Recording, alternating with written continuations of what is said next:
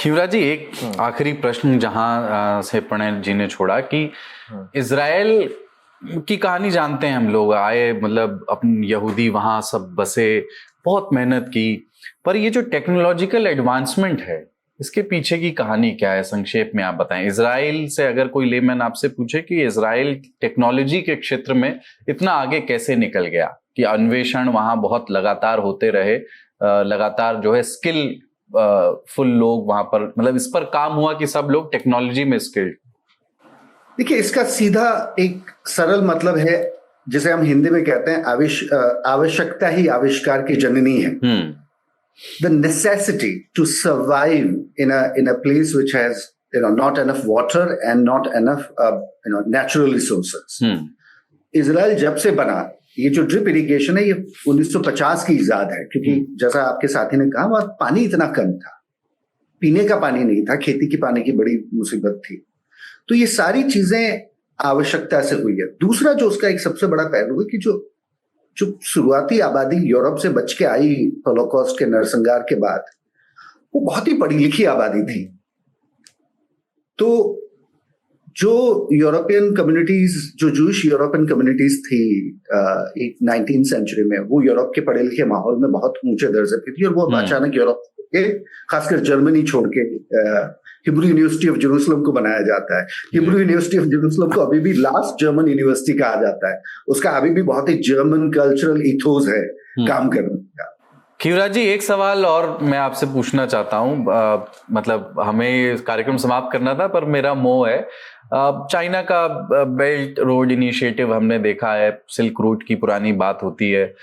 IMac का जो concept है बहुत भारत के लिए बहुत बेनिफिशियरी होने वाला है जो हम देखते हैं, बट इसकी जो प्रैक्टिकल दुश्वारियां हैं इसको एक सक्सेसफुल प्रोजेक्ट बनाने में, क्योंकि कई देशों से होकर के गुजरना है, मिडिल ईस्ट के देश हैं, सऊदी अरब ने हाल ही में पाकिस्तान के साथ डिफेंस पैक्ट किया है। ठीक है कि वो अमेरिका का भी एलाई है, हमारे भी अच्छे संबंध है सऊदी अरब से, पर वो जो रूट है उसको सुरक्षित कर लेना कि ये हमारा रूट है और सभी देश उस पर राजी हो जाएं, सबके स्टेक्स उसमें आ जाएं और वो यूरोप तक पहुंच जाए।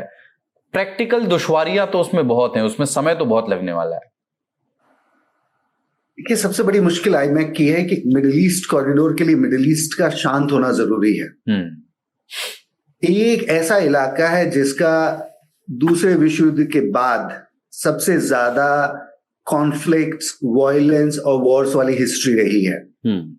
तो ये अपने आप में एक सबसे पेचीदा स्थिति है इस प्लान की, कि भाई इसके लिए मिडिल ईस्ट चाहिए, और मिडिल ईस्ट कभी युद्ध के बिना एक दशक नहीं बिता सकता। आप अभी की चिंता छोड़िए, गाजा और फिलिस्तीन वाली लड़ाई को तो इजराइल और अमेरिका किसी तरह दबा लेंगे और ये सीज फायर टिक जाएगा, पर आप ईरान की स्थिति देखिए। हम और आप जब अभी बात शुरू कर रहे थे तो आपने कहा कि आप तो किसी पत्रकार के साथ ये तय कर रहे हैं कि कितने दिन में लड़ाई शुरू होगी।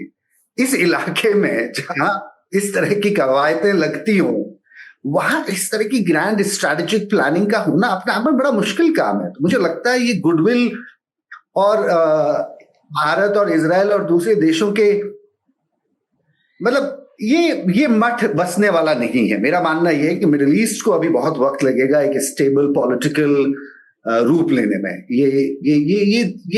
ये बड़ा पेचीदा इलाका है जहां पे अभी भी मोनार्कीज हैं, थियोक्रेसीज हैं, डेमोक्रेसीज हैं, ग्रेट पावर पॉलिटिक्स है, एक्सट्रीम प्लेयर्स हैं। ये ऐसा लगता है जैसे आज से 100 साल पहले यूरोप हुआ करता था।